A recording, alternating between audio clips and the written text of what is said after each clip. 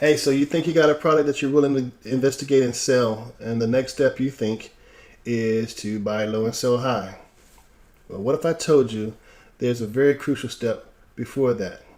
Stick around and I'll tell you what it is. Nine University is a team, and we have to share what we know with the world, with you.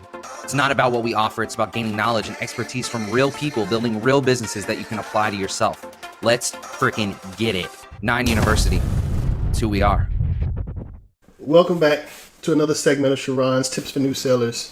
What we're going to go over today is the very crucial step to vetting a supplier before finding a product to sell.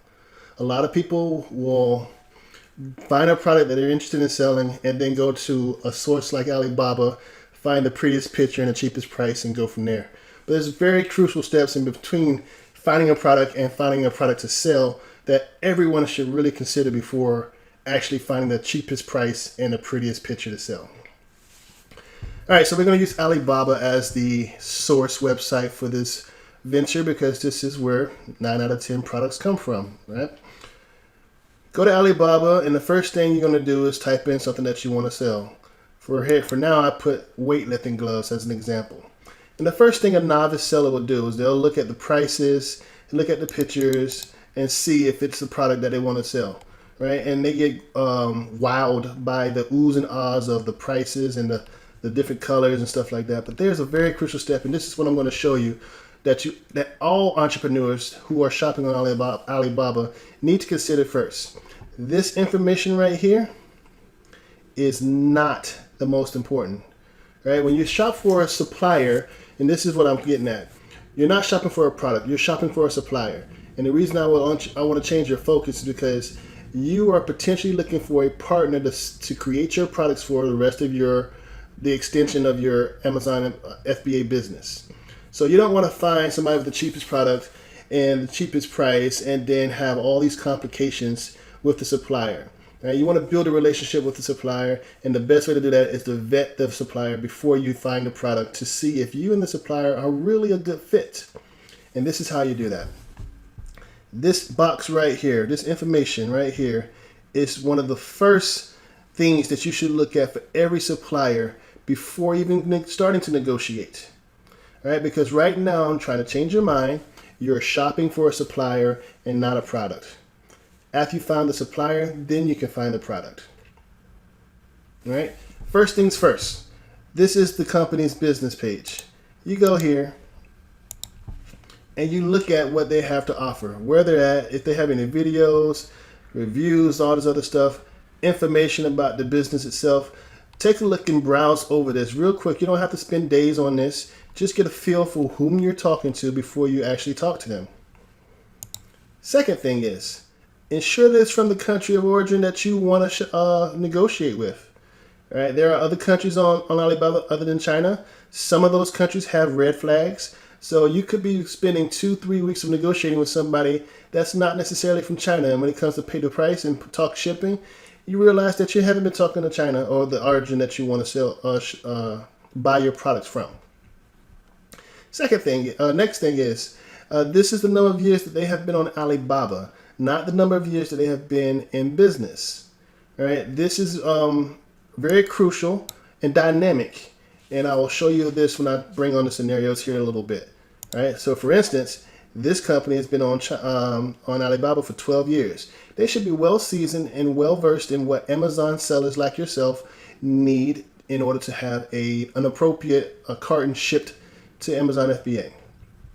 All right. The next section is a collection of 3 icons. Let's see if I can find the next one. Bam. Nope. I can't, not right now. All right, so there's 3 icons. One is going to be a gold supplier. It looks like a gold crown. Right there. That thing right there, gold supplier. And then the next one is going to be verified, which means that Alibaba has actually visited the warehouse and verified that they are a manufacturer. And the last one is trade assurance.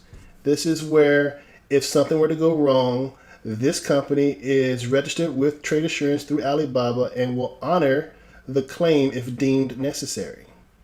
Of the 3 icons, the one that I most hold value to is this trade assurance one. Doesn't necessarily have to be a gold standard, doesn't necessarily have to be a verified manufacturer, but whom I am dealing with have to be able to have some type of refund policy if something were to go wrong. And that's exactly what trade assurance is. So this is the one I deem the most important, and I will not work with a supplier who is not registered with trade assurance through Alibaba. The next is a 4-star. This is a transaction level. I really don't pay too much attention to this because this is a reiteration of what I'm going to show you here in the next few minutes. This is a diamond rating that Alibaba will give to a supplier based on the number of transactions. However, I have come to find out that this rating is flawed. If it's based on transaction level, well, this one is 129 transactions in the last 6 months. Let's go down a little bit. You'll see here that this person here has 3.5 stars for a whole lot more transactions. So I do the math myself on this is because Amazon or Alibaba has not perfected, in my opinion, their diamond rating yet. To read more about that, you can go to the Help Center and type in transaction level. It'll tell you exactly what it is, or you can pause this video and read it for yourself right here. All right, back to the level at hand. Next thing is very, very, very important. The next is the communication rate. This seller right here has a 94% communication rate, which means 94% of the time they will respond back to you.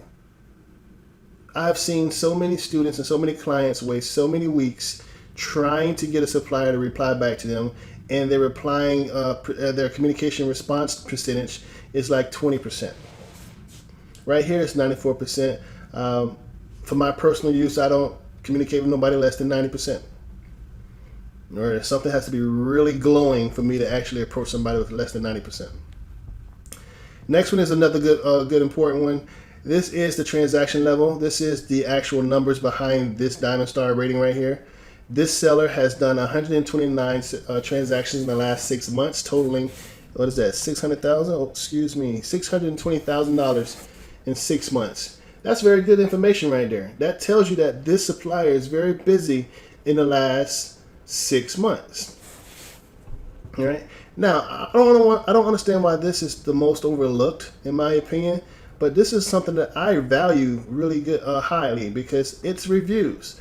As Amazon shoppers, we will consider the reviews before we make a purchase. Why not consider the reviews before making a partnership with the supplier for the next year, 2, 3, or 5 years?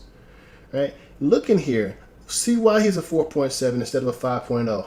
Right? He has 13 reviews. That's typical for the weightlifting category. But then the next person down here has 45 reviews. All right? So take that however you will, but definitely vet the suppliers before you go into negotiation for product. All right? Now here's a scenario for you. Let's say this person right here has been on for 12 years, as he is right now, and he has 500 transactions in the last 6 months, totaling $2-3 million. But his response rate was 33%. What does that information tell you? Right? It can tell you, there's no wrong answers, right? One way that it could tell you is that if him having 500 transactions and only 33% response rate, to me, that tells me that he is not going to entertain a lowball offer. He has 500 other clients that he's working with in the last 6 months. He is not going to try to sit there and entertain an offer of 20 cents per glove. He might respond back to you, he might not. That's what the 33% response time tell me. The fact that he would have had 500 transactions, he has business. So he's definitely working. 12 years in, he knows what he's talking about. That type of information tells me that I should not go with a 33% response rate, that I should not go in with a 25 cent offer per glove. I might even see if I will accept 88 cents per unit.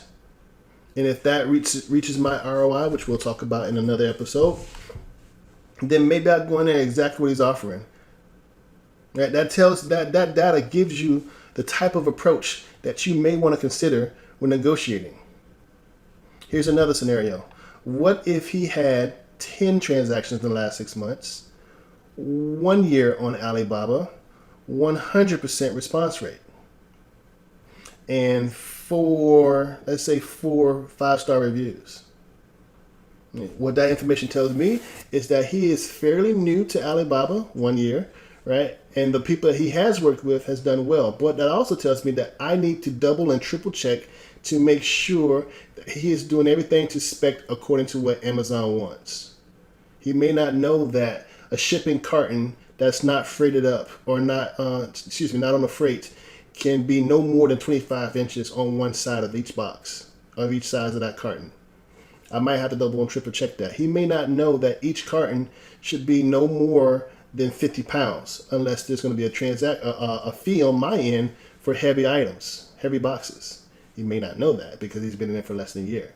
So this information right here is definitely important in vetting a supplier and potentially finding a partner in your business to supply you with the product that you may want. After you've done that and you know and you like what type of company that you're dealing with, then you can consider his products and his prices and negotiate that down. Hopefully this helps. I hope you do well in your entrepreneurship and your FBA business. Take care. Hey guys, thanks so much for watching. If you liked that video, then I definitely know you're gonna like this one too. Yep, and I made it just for you guys, so click the right link below. here.